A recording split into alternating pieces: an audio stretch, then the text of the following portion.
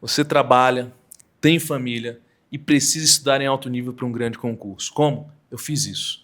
E hoje precisamos falar sobre como conciliar família, trabalho e estudo em alto nível. Primeiro ponto, todo mundo que está nessa situação de pressão acha que está sozinho nessa, mas os dados mostram o contrário. No censo do Poder Judiciário de 2023, elaborado pelo CNJ, mostrou que 94% dos aprovados para concurso de magistratura trabalhavam enquanto estudavam. Isto é, eles trabalhavam, estudavam durante a sua preparação. Tá, e aí você vai me perguntar, Ivan, tudo bem, mas como é que constrói uma rotina realista? Vamos ser sinceros, como é que eu vou fazer isso? E hoje eu vou falar para você os principais pontos sabotadores de quem trabalha, estuda e tem um estudo em alto nível, em alta intensidade. Muita gente vem conversar comigo sobre concurso público, muita gente mesmo. E eu percebi que existe um padrão que eu senti também durante a minha preparação do principal ponto sabotador. Sabe qual que é? O eterno sentimento de culpa do não feito, do não realizado. Esse é de longe o ponto mais cruel, mais sabotador. A culpa pelo que você não estudou, pelo que poderia ter feito, pelo que planejou, mas a vida não deixou. Você tem inúmeras obrigações e responsabilidades. É a famosa culpa silenciosa. E olha, ela não explode, ela não avisa, tô aqui. Ela se infiltra e como ferrugem na armadura. Não aparece de imediato, mas enfraquece e muito, causando porosidade na armadura do guerreiro. Eu tinha essa culpa demais da conta. Eu planejei alguma coisa e com a vida cheia de responsabilidades, surge um imprevisto. Eu não conseguia terminar aquela meta, nossa, eu ia dormir mal. E isso me sabotava o tempo inteiro. E isso sabota o tempo inteiro quem tem outras responsabilidades além de estudar. Presta atenção no que eu estou falando, pessoal. Esse é o principal vilão de quem trabalha, estuda e tem família. Esse é o principal vilão, o sentimento de culpa de não ter conseguido bater a meta do dia, da semana ou do mês. Não que a culpa não vai existir, mas você precisa dominá-la. Eu tinha uma frase: dia possível, esforço possível, constância possível. Esse é o único caminho realista de construção realista de rotina para quem tem tanta responsabilidade. Você quer ver o auge desse sentimento de culpa que eu tive? Na época que eu estudava para concurso, eu já tinha uma certa condição financeira. Então eu falei, olha, eu não tenho tanto tempo, mas eu tenho uma certa condição financeira. Então eu vou pagar os melhores cursos, os melhores coachings. Na época estava muito na moda coaching. Pessoal, vou te dizer uma coisa muito sincera. Nenhum deles sabia da minha realidade. Eram sim pessoas qualificadas, muito bem preparadas, mas passaram jovens em um grande concurso. E não sabiam o que era sustentar uma família enquanto estudava. Não sabiam o que era trabalhar de forma dura. Eram pessoas muito bem preparadas, sim, mas eles tinham passado muito jovens. Eles não sabiam o peso, o que é sustentar uma família, não tinham conhecimento, o que era trabalhar, estudar e ter poucas horas para conseguir render. Então, simplesmente, eu me via diante de cronogramas impossíveis para a minha realidade serem cumpridos, com PDFs gigantescos para serem lidos, e eu não conseguia. Chegou um momento que eu disse, basta, não faço mais isso. Eu estou me sabotando, eu estou ficando mal, eu não estou conseguindo cumprir meta. Eu que sempre gostei muito de esporte, de cumprir meta, de vencer, né, do mercado empresarial.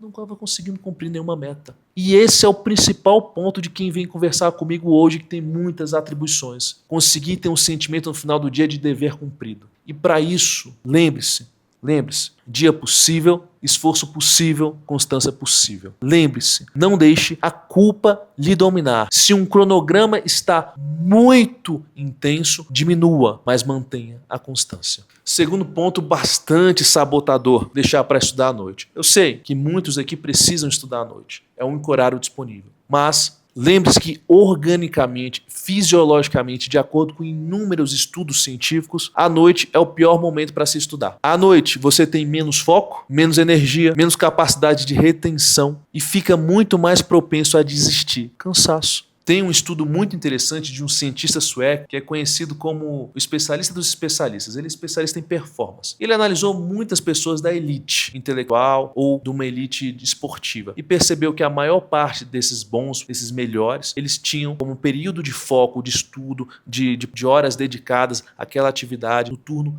da manhã. Lembre-se do que eu estou dizendo para vocês. Amanhã é a hora nobre do estudo. E nesse artigo científico do Erickson, ele observou que a maior parte das pessoas que estavam na elite praticavam de modo mais intenso as suas expertises entre 9 e 12 horas da manhã. É o horário nobre do estudo. Então, assim, são focos na vida. Se seu foco principal profissional é passar no concurso de alto nível, lembre-se, tente reservar o horário da manhã para o estudo, replanejando sua agenda e etc. Há estudos que apontam, só para vocês terem ideia do quão é brutal essa diferença, de que meia hora a 45 minutos de estudo focado pela manhã equivalem a cerca de 2 horas de um estudo, do mesmo estudo à noite.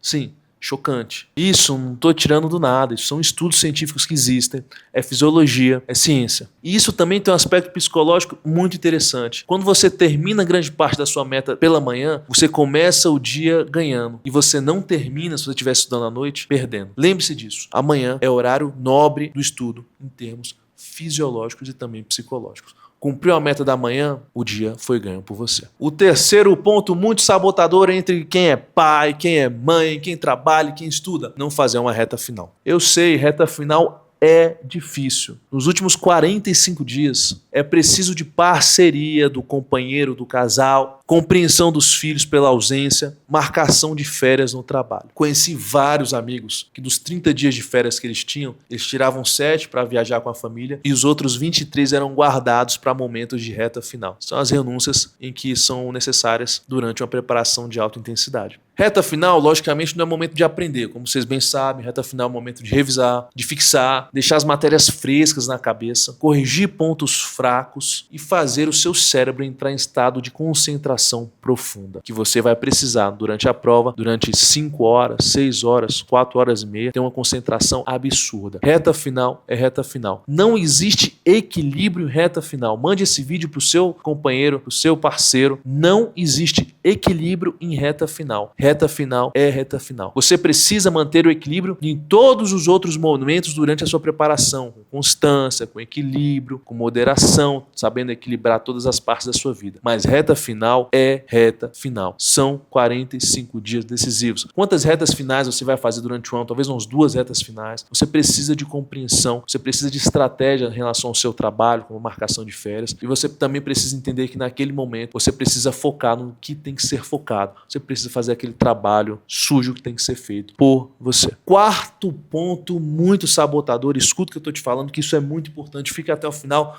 por favor, por vocês. Você trabalha, certo? Pois bem, se você não usar o seu dinheiro como diferencial estratégico, você está errado. Veja, quem só estuda não tem dinheiro. Então ele não consegue fazer muitas provas, não consegue comprar os melhores materiais, mas ele, em compensação, tem muito tempo disponível. Já você é o contrário. Você tem pouco tempo disponível de estudo e dinheiro. E o que você vai ter que fazer então? Você tem que utilizar o dinheiro como um diferencial estratégico. O que isso significa? Pagar bons cursos, comprar bons materiais e principalmente, lembre-se dessa vantagem competitiva, pessoal, viajar para fazer prova. Eu vou repetir. Vocês precisam viajar para fazer prova. Não existe competidor de alto nível que não está constantemente em competição. Eu vou repetir. Não existe competidor em alto nível que não esteja constantemente em competição. Entenderam? Vocês precisam fazer um número mínimo de provas por ano para se sentirem motivados, dispostos, o cérebro entrar no ritmo de prova, de competição, de guerra. Se você tem dinheiro, se você trabalha, você tem que usar isso a seu favor. Hoje em dia, com as passagens extremamente caras, a pessoa que não tem dinheiro, não trabalha, ela não está conseguindo competir. E você, utilizando isso a seu favor, você consegue equalizar a falta de tempo que você tem. Lembre-se disso. Se você não investir seu dinheiro de forma a tratá-lo como uma vantagem competitiva, você está se auto-sabotando. Tem um pouquinho mais de dinheiro, um pouquinho mais de folga, invista em conforto durante essas viagens. Eu fazia isso, para mim eu já estava muito cansado. Então, às vezes, em alguma viagem eu levava a família, ficava no hotel melhor, tirava uma refeição para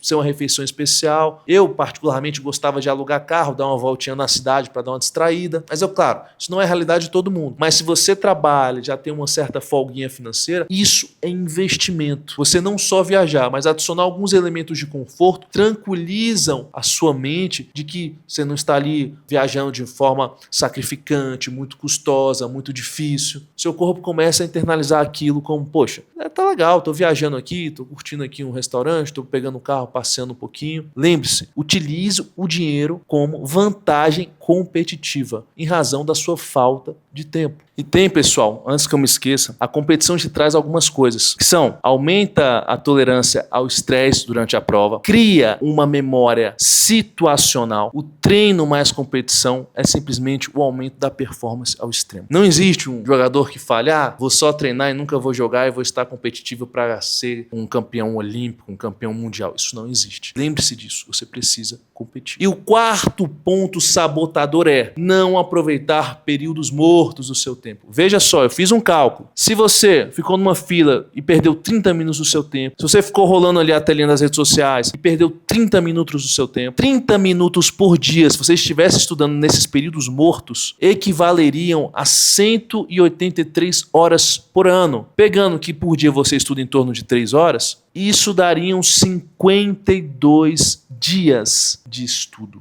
Apenas meia hora a mais aproveitando um tempo ocioso, um tempo morto. Não é tempo de descanso. O tempo de descanso faz parte da sua preparação. Agora, tempo ocioso, você não vai ter a maior concentração do mundo ali, mas cabe ouvir um áudiozinho de uma aula, principalmente aula de revisão de questão, fazendo questão, fazer uma questãozinha, ler uma jurisprudência mais leve. Tá complexo entender esse julgado, pula. Ali você não está com o seu foco no máximo. Então você precisa estudar temas fáceis, mas que vão permitir que você aproveite aquele tempo ocioso. Existe uma cultura muito forte japonesa oriental de que o pouco feito por dia equivale ao muito num período interessante de tempo. Veja bem, todo o dia um passo, todo dia um pouco. Aqui no Brasil a gente tem um ditado para isso que é de pouco em pouco a galinha enche o papo. Os orientais tratam-se de forma mais refinada, mas no final é a mesma coisa. Não interessa quem está estudando 8 horas por dia, se você consegue ter constância com as suas 3, harmonizando sua família, o seu trabalho,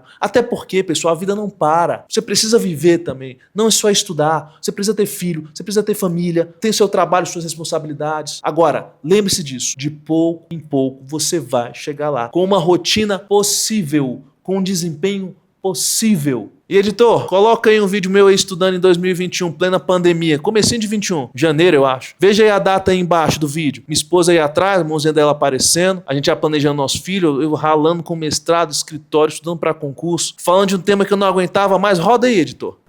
Excepcional afastamento da autonomia política da entidade federativa. A União tem competência para intervir nos estados e no Distrito Federal. Em nenhuma hipótese... Pessoal, eu conheço absolutamente o drama de vocês. Eu passei por isso. E é justamente nesse cenário que hoje eu estou aqui para ajudá-los. Fui contratado para isso. Inclusive, faço um convite a todos vocês. Clique no link da descrição e entre na nossa comunidade no WhatsApp para aproveitar um grande lançamento de estratégia em janeiro. Sejam bem-vindos. Fiquem com Deus.